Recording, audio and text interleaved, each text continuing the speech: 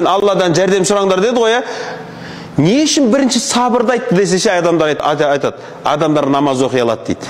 Бірақ адамдар сабырлы бола алмайды. Мына жерде отырып қой, тақуа оқысап отырмыз ғой, бәріміз түрімізге тіреп отырмыз ғой. Мына жақтар өңкей кішкентелер, дәу-дәулер бар ғой, сондан дәрілер. Мысалы да, жанына барып, шыққаннан кейін, нерде сабырлы оқысап тұр ғой, соған алданып қалып барып, дік кетіп тұршы. 0,3 келеді ғой, сразу дұрыс па? Ұйықтатады ғой. Біздің қазақтың жігіттерін қалада тексеруге болады. Мәшинемен келесіз ғой, алдына шығып алда, жай жүріп жол бермей қойшы, ананың түрін мен уже елестетіп жатырмын.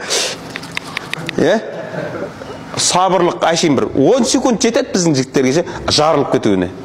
Бүгін тұрмыз светофорда, алдында бір 14 тұрған, көк жанында 14 бір 4 секундтай тұрып қалды, неге білмеймін.